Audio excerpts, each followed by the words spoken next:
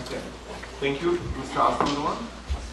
My following paper aims at explaining the reasons for the success of the movement of Fethullah Gülen in the field of education. My basic assumption is that Fethullah Gülen found a specific mixture between new forms of Islamic self-organization and his own discourse, combining them, making the network of education emerge. My paper aims at describing the inner organization of the movement and different variations of the Gülen discourse. And I will explain why this variation of discourse and the differences in the relations are so important to understand the whole phenomenon. Let's start with Fethullah Gülen's socialization within the Islamic circles, what is called the Islamic circles in Turkey. As the time is short, I will start with the organizational and discursive roots of Gülen. In his youth, he got to know different Islamic networks, which all were dependent on the mechanisms of Islamic self-organization. This was first his education in what is called the hidden madrasas of Turkey, schools, religious schools being outlawed by the state but supported by peers' money. So there was a contact and perhaps visions what can be achieved through Islamic money and activities. Second, he had contacts through the self-organized Sufi circles, also being outlawed in the Turkish Republic. And third, in 1957 he was introduced into the Nurji Jamaat and subsequently became an active member. Here he learned how the Jamaat worked. Let me just summarize some characteristics of the Jamaat. Unlike the Sufi brotherhoods, the Jamaat has neither the requirement for formal membership nor a rite of initiation, nor does it need any specific rule to convene. Becoming a member is a process rather than a specific single act, and the Jamaat evolves wherever the members convene.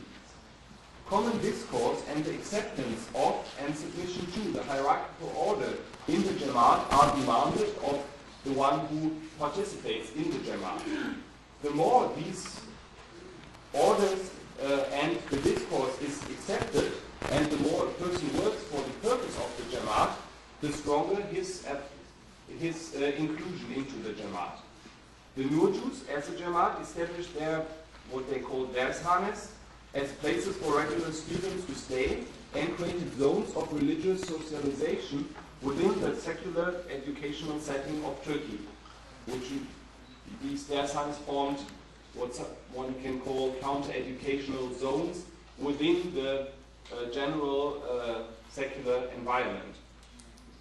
The semi-legal status of the Jamaat in the Turkish history favored the establishment of close and multiplex relations within the Jamaat. The Jamaat is a religious as well as a social network that fosters social relations among its members and promotes trust.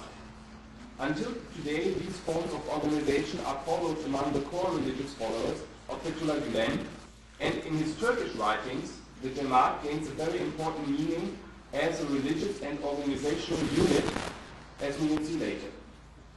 Gülen introduced new forms of what he called hizmet, the peaceful service for religion, in the given Nurju context, and partly emancipated himself from the Nurju Jamaat. In this time, let's say in the 70s, the network looked a little bit like this. So we have the four Nurju Jamaat and the important elders, the Abis of the Nurju, and Gülen was, let's say, in this part of the network, and then with new forms of Islamic engagement, shifted partly from the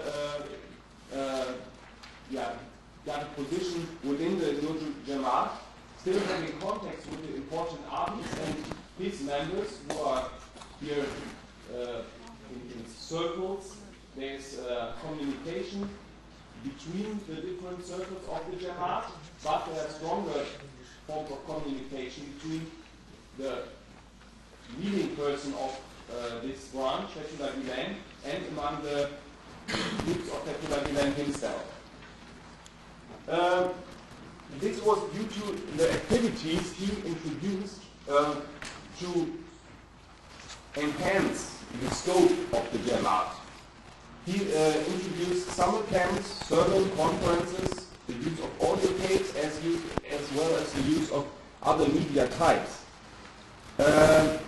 This was not considered as a proper form of his net within the Nurul Jamaat, and he had to split off.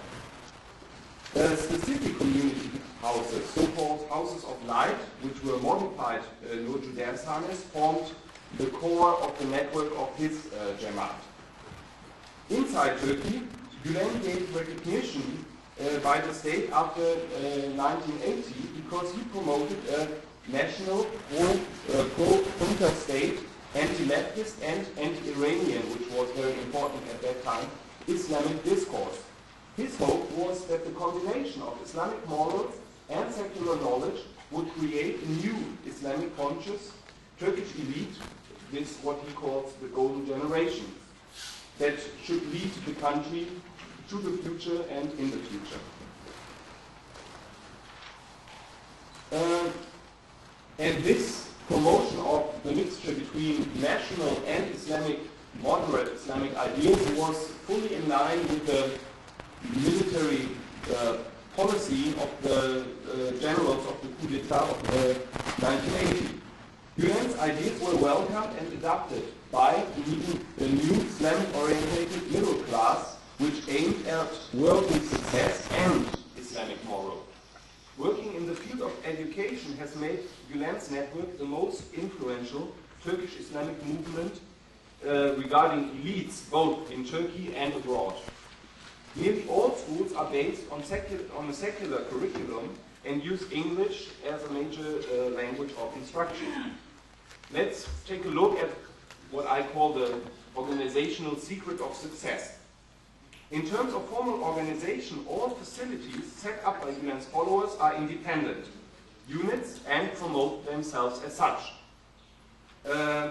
Yet they are joined in an educational network of virtue, as all the leading figures who are socialized within the Jamaat, participate in the Jamaat's life, and are connected to each other through close interpersonal links of the Jamaat.